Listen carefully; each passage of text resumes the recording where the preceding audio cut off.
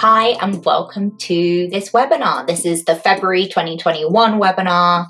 If you haven't yet checked out my last two webinars, December and January, then go and do that. But you can really watch these in any order and just pick one that really speaks to you. So it's February, Valentine's Day is around the corner, and it's got me thinking a lot about love, self-love, and my personal journey with love and learning to love myself and learning to be in a romantic partnership.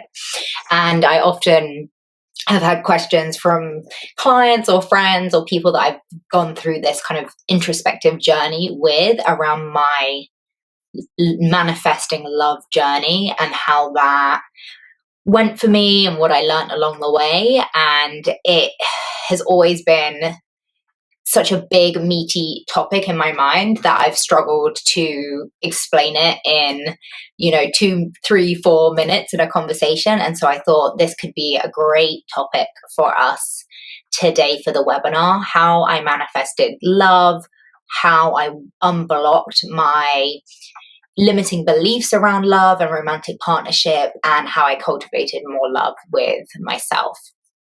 So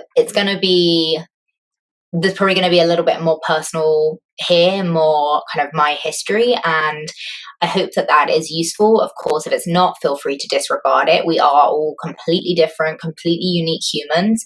And I also feel like sometimes sharing my personal journey and the journey of my clients helps us, because we see something in someone else and we say, I can see a relevance for me there.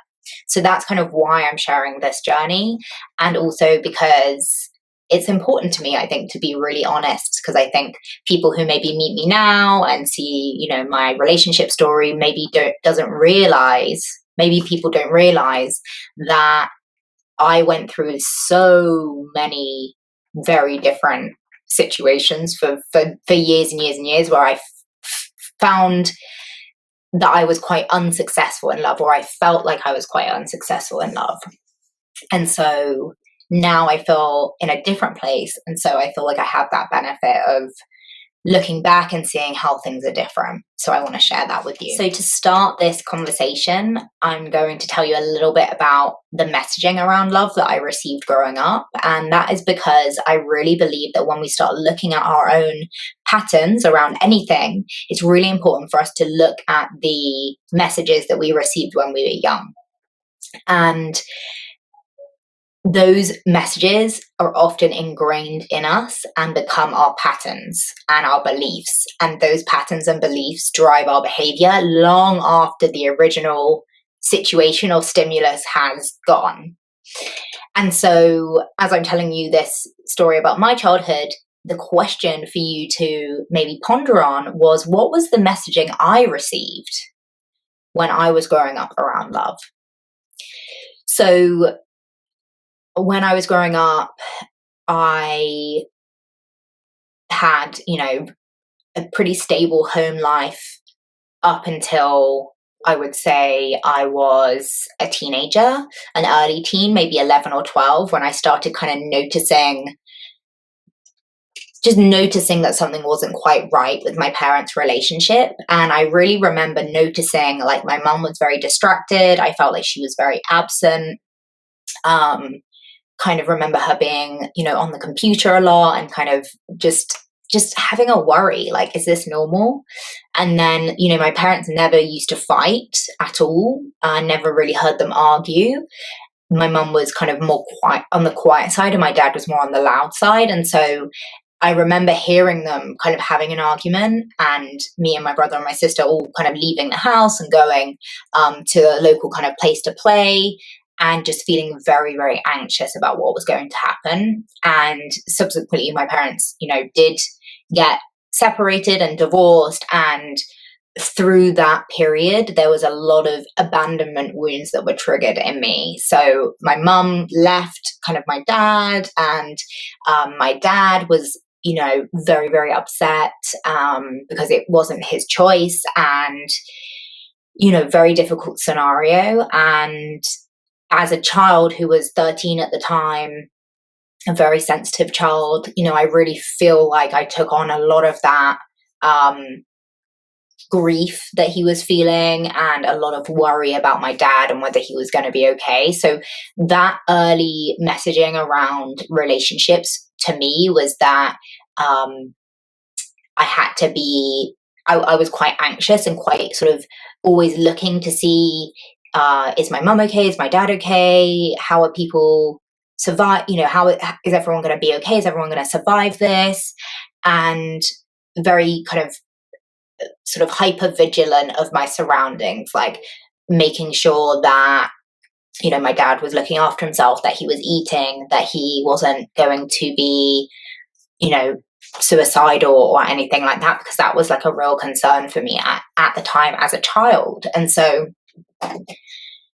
looking back on it now, we can see that, you know, that's not a very ideal situation for a child to be in, but at the time that was what I kind of needed to do in order to survive. My dad, also some messaging I heard from my dad was that it was very bad to be alone. He, you know, really struggled when my mum left and would say things like, you know, if you all leave me, then I'll be on my own. I won't have anything to live for. So I kind of got this message pretty early on that being alone was really bad. And it was almost as, you know, it was kind of as bad as dying. You know, being alone and dying, they kind of went hand in hand. And yeah, that was, you know, messaging that I received at that kind of early age.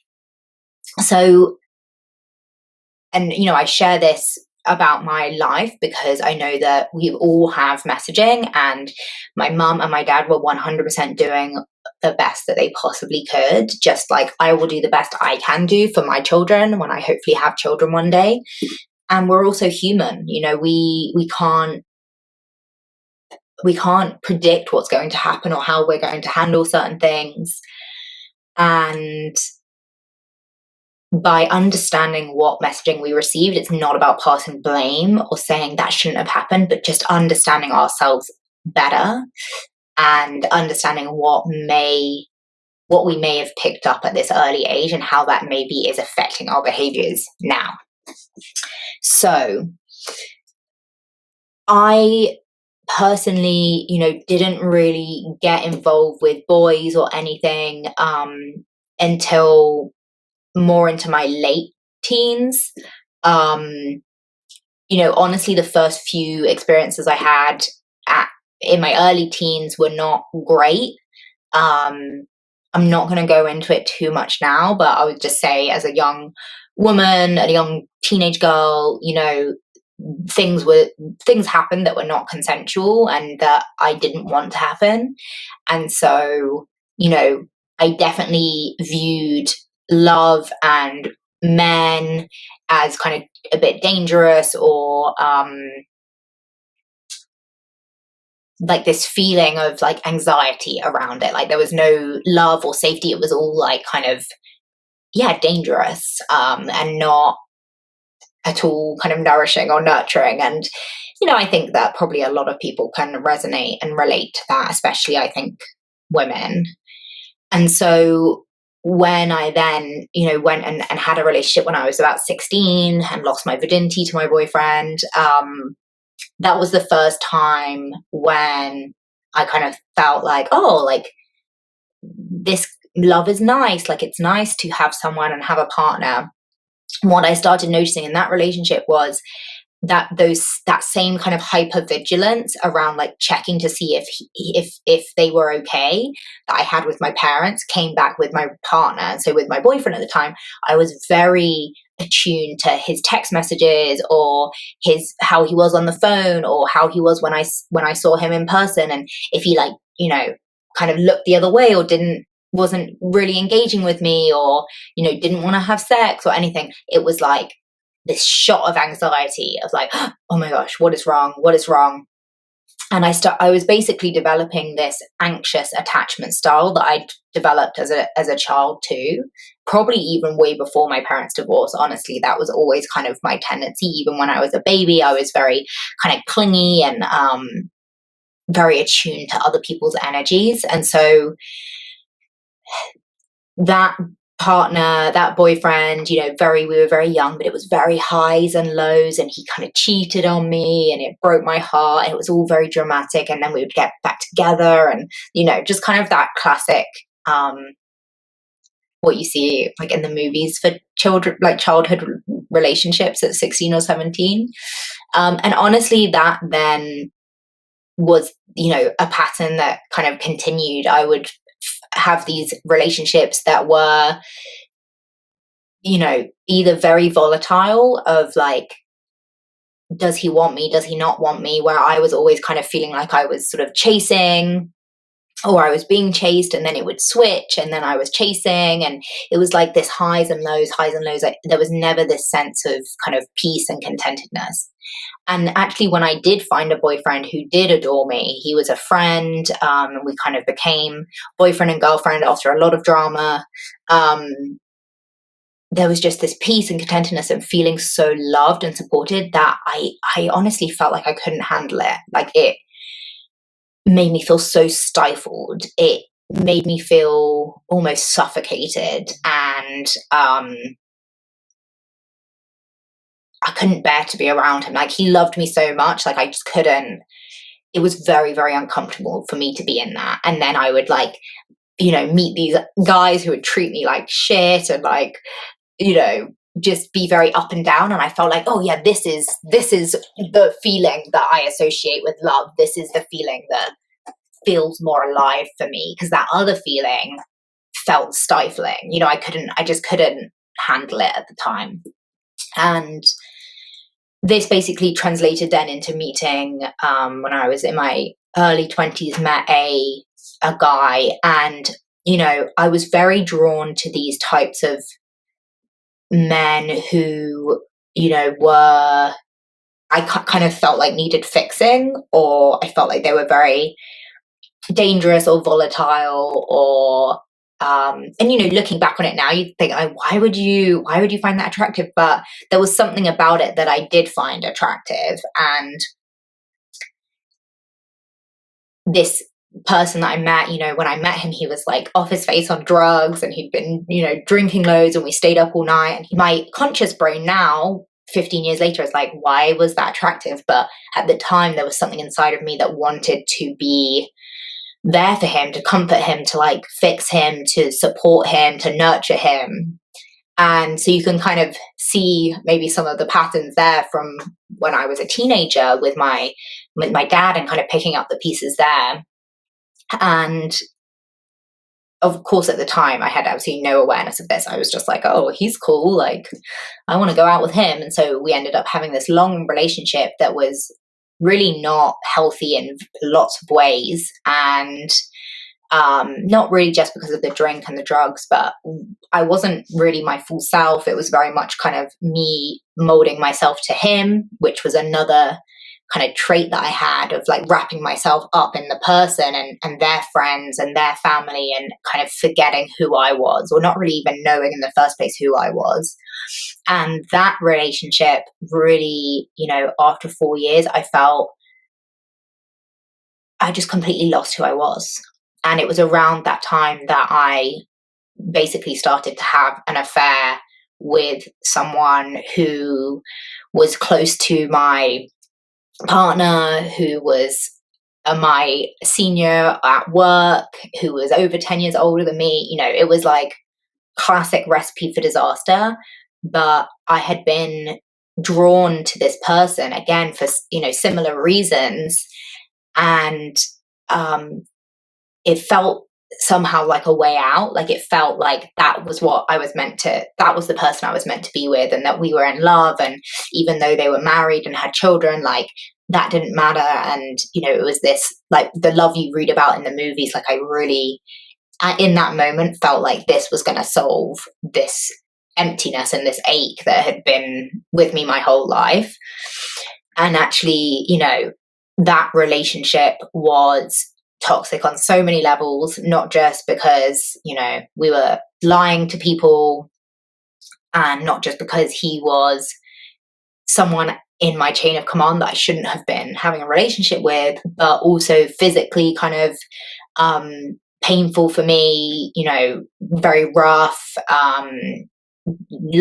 doing lots of things physically that I didn't want to do, sexually that I didn't want to do, but I had this unbelievable need to like please and be what he needed me to be, and kind of this belief that it was whatever situation we were in was somehow my fault, and that I needed to like make him happy no matter what it took.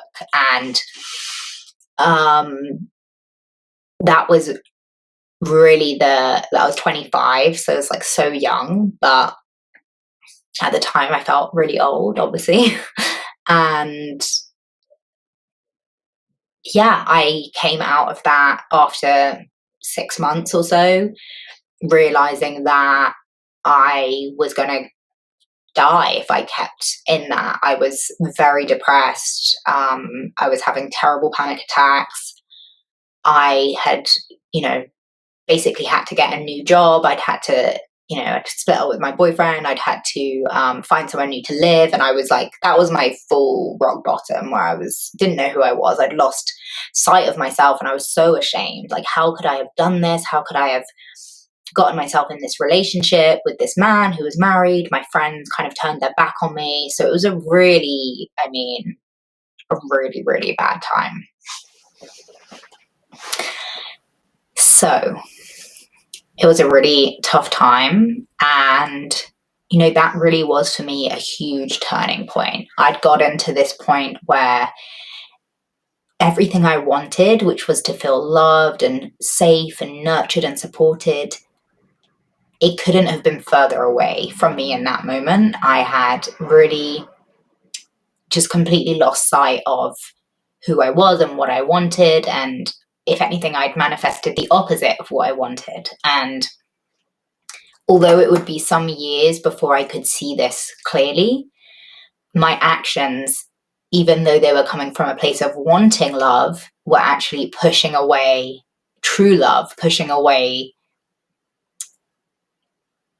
what love really means to me now, because I was really being driven by all of those beliefs, all of that messaging that I'd picked up in childhood and that we all pick up, over the years. The messaging may be different. And so that question that I asked you of what was the messaging that you heard the most, it's really for you to just get really curious with that. And again, not to assign blame to yourself or others, but just get curious and say, okay, what was the messaging and how might that have been showing up for me in the past, in my adult life, in my relationships? So for me, the messaging that I had to be really alert and anxious about my relationships to make sure that they didn't cause me pain or I wasn't abandoned, that led me into these kind of anxious, these attachments, these partnerships where I was often very anxious, whether it was because my partner was very volatile and was, taking drugs and I didn't know if he was going to come home at night, or whether it was choosing to have a relationship with a married man where, some days I would hear from him, some days I wouldn't, and I never knew if I was coming or going, or if he was, going to do the things he said, or if he really loved me, or if he, if what he was saying to me was true. So you can see I can see how those messages kind of actually led me to kind of recreate those patterns again in my later relationships.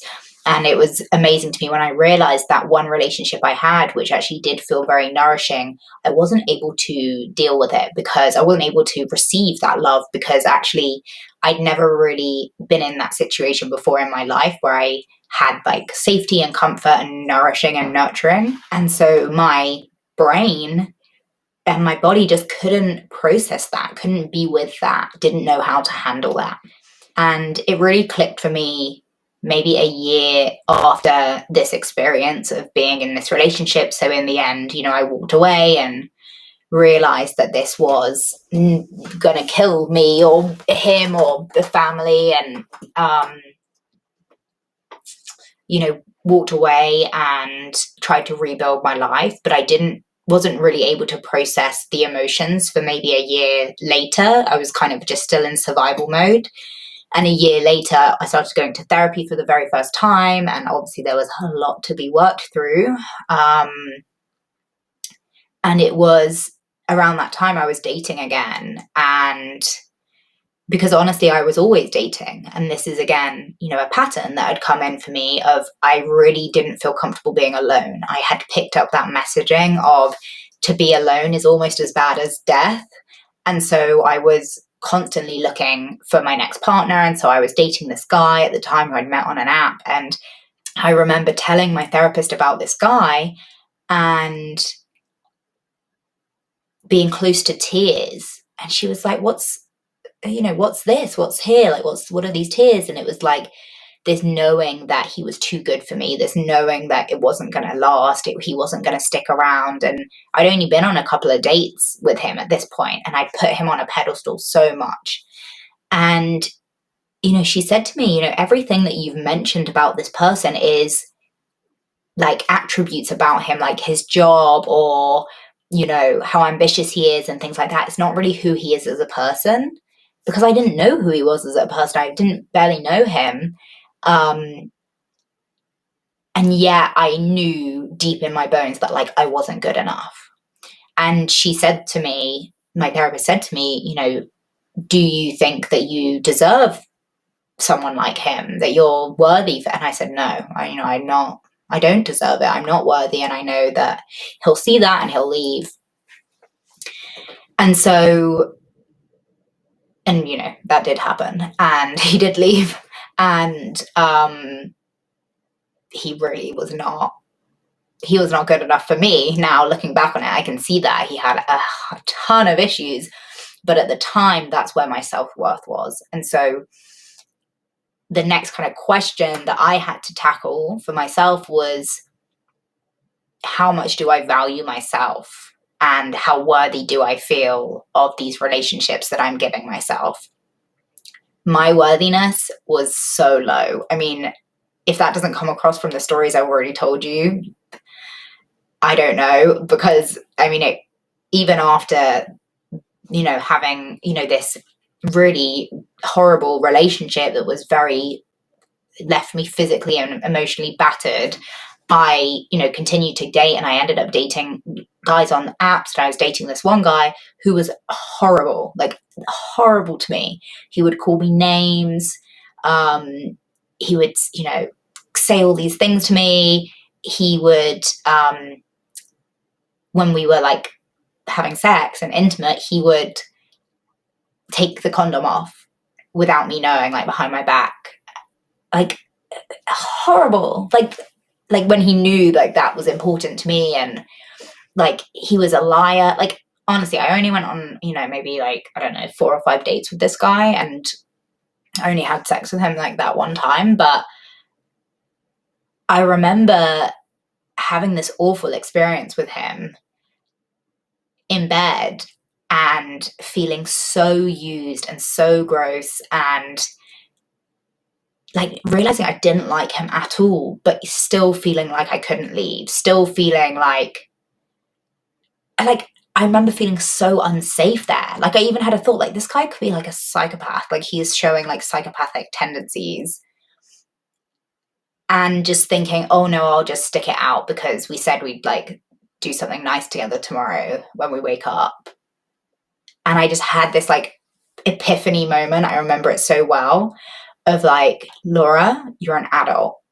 You do not need to be here. And it kind of came down like this, like from the heavens, like, you do not need to be here. It doesn't matter what time it is. And it was like 10 o'clock at night or something. It's like, call an Uber, get your stuff, get out. And so I got up and I got dressed. Where are you going? And I was like, I'm leaving. Like, this isn't working. And he was like, oh, well, if you ever wanna, and he'd been so horrible to me. Like, I'd been crying, and he was telling me like I needed to toughen up and all of this stuff. And then he was like, oh, well, if you ever like want to hook up again, you've got my number, like, you know where I am. And I literally just turned to him and I said, you will never hear from me again. And I walked out. And that honestly sounds like a tiny thing, but to me that was huge because that was the first time really I'd ever been in that physical situation and like been able to get the strength to say, no, I'm worth more than this. I'm worth more, and I'm not going to take this. And so, yeah, that was right before I moved to the States. And honestly, lots of similar patterns for my first year also in the US. And again, like manifesting these guys who had like recently broken up with girlfriends, but they didn't tell me about it, and like had like these crazy exes and were just emotionally unavailable. Like, yeah, so many emotionally unavailable men.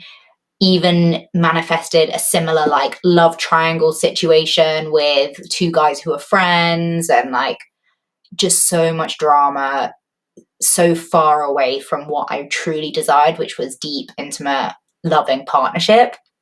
And that was around the time I started really diving into the manifestation work and coaching and just myself and the inner work. And that's when I realized like I am manifesting this stuff. There is a part of me that does not feel good enough to have a proper loving relationship, and I'm accepting these men. And it was a friend of mine who said to me that when she goes on these dates, when she would go on dates, she would say on the first date, this is what I'm looking for. And I remember just being gobsmacked, like, oh, you can say what you're looking for. It's not just about me molding myself to what they want. It's about what I want. And that was when I started reading up much more about codependency that my first therapist had introduced me to, which is, kind of, it's similar to that anxious attachment style. And I'm not an expert on this, but I would definitely recommend looking it up. There are 3 different attachment styles. I mean, there's more, but 3 main ones: anxious attachment, which is what I am. And then there's avoidant, and then there's secure. And so avoidant people and anxious people are often attracted because they're opposites. And so one person like me will be very hyper tuned to the other and will notice every little thing and be worrying, are you okay? Are you okay? Are you okay? And the other person retreats. And often I found with avoidant people is they come on really strong in the beginning.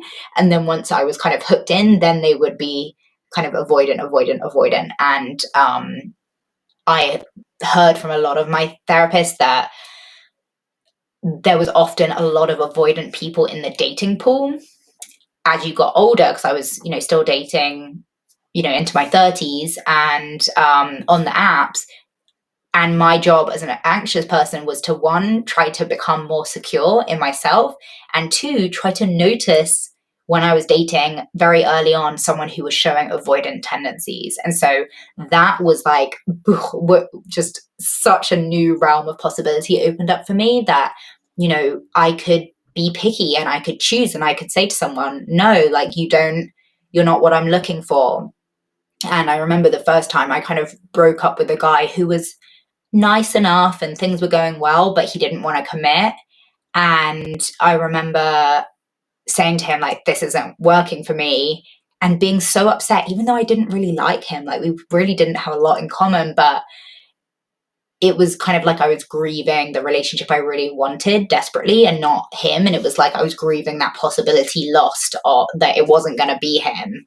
But it was also so liberating to be like, I'm not wasting my time on this any longer when I know that it's not right. Like, we're not aligned. So yeah, I started looking at the attachment styles, and then I also started going to Codependency Anonymous, so CODA, which is kind of like Alcoholics Anonymous, but for codependents. And there I went to meetings in San Francisco for a bit and read a lot of the literature, found that really helpful to really understand that part of me that didn't feel complete or whole without another person. And that, coupled with really a big break from dating and just focusing on myself, got me to a place where, I was still anxious for sure when I was dating someone, but it didn't feel anywhere near the same intensity. And actually, when I met my partner, that was the first time where I really had no anxiety really at all for like really a long time. And then when the anxiety came, I was able to talk to him about it and share with him, that I was in therapy and that I had, these patterns that I was working through. And I remember one of my therapists in San Francisco said to me, when you meet the right person or someone who is right for you, because I don't believe there's just one person, but when you meet someone that is right for you, it probably won't be fireworks. It probably won't be this up and down volatility that I thought meant that I was in love, but actually just was familiar from my upbringing. And he said that to me. And then, it was true when I met my partner. It was so nourishing, feeling so looked after and feeling so like I knew where I stood. And it was a completely new experience for me, honestly, completely new. And it did take some getting used to, definitely.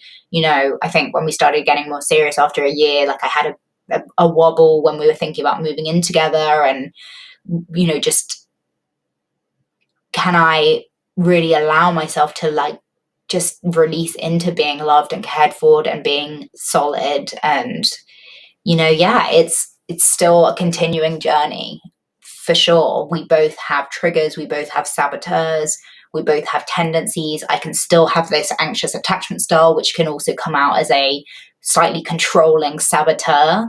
And if you're not sure what a saboteur is, I think I mention it a lot in my blogs and in other videos, but a saboteur is really a part of us that's trying to keep us safe. And so my saboteur trying to keep me safe will try and control everything around me because I really want to save myself from that feeling of abandonment and that feeling of losing control and being unsafe. And so I continue to learn more and more about myself every day. And I'm sure the next step for us, we're getting married next year of, just what is it like to be married and then hopefully having children.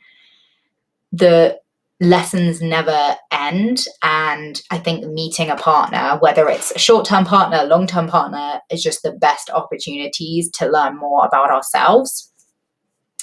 And so, now I try to really notice and ask myself, what lesson is to be learned here in this partnership, whether it's a friendship or a romantic partnership? Like, what lesson is there for me to learn here?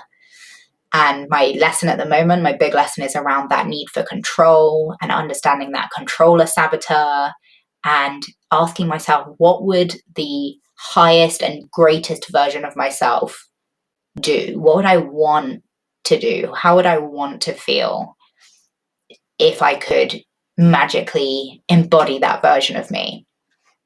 And for me, a lot of those words are feeling free, in partnership, feeling full of joy, feeling loving, tender, open-hearted, vulnerable, not having to control anything, just letting it flow.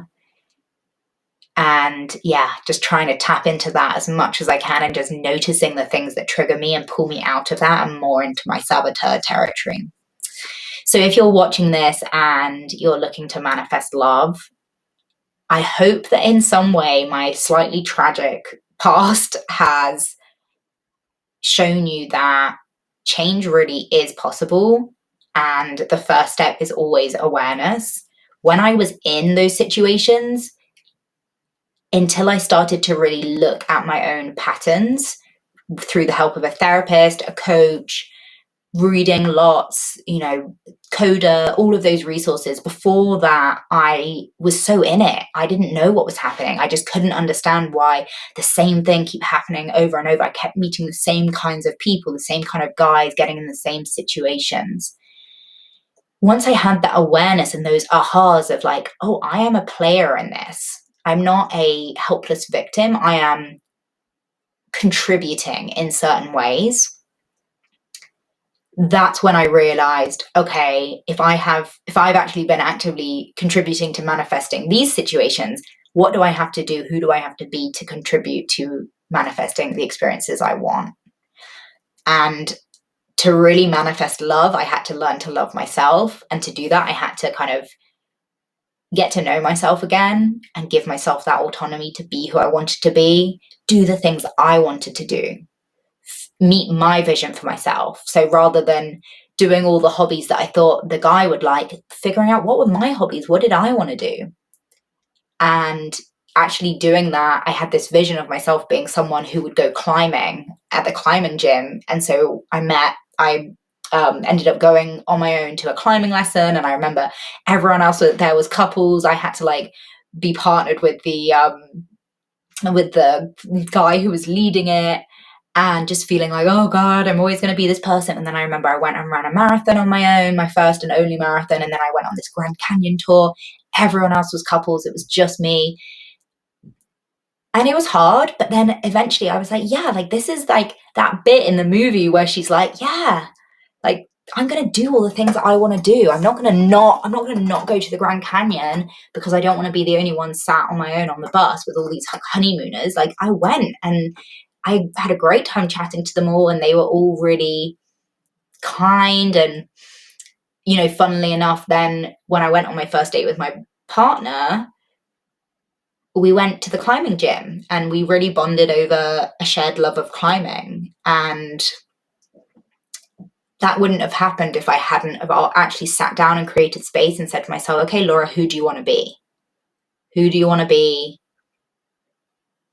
Who do you need to be to really love yourself? And, you know, for me, it's not about going to yoga or climbing. Like that's not the things that are going to make me love myself. But the things that made me love myself was being true to myself, being honest with myself, doing the things that I wanted to do because they were important to me. So, you know, awareness, then that's cultivating that self-love, and then thinking, okay, who do I want to be?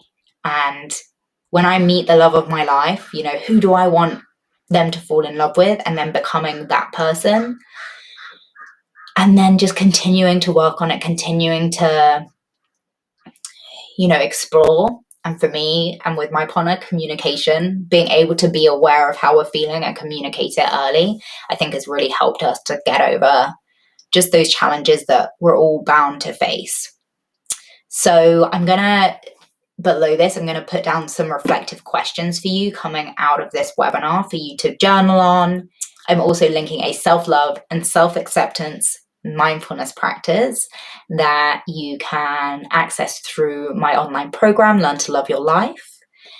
And full details of the program are on my website, full access to a 6-week course. So it's, you know, very relevant to manifesting love, but it's more than just manifesting love. It's really manifesting that life that you love holistically. And so, yeah, once you sign up to the course, you can not only get all of the daily practices, you also get guided video exercises for 6 weeks. So you get a lot of good stuff in there. But I hope that this was useful. Thank you for listening to my story. I'm sure your story is just as insightful, just as interesting, and just as, you know, full of wisdom, and would love to hear from you. So feel free to get in touch at laura@mindfullylaura.com. Feel free to find me on Instagram, mindfullylaura, and I hope to see you soon. Happy Valentine's Day, sending you love wherever you are.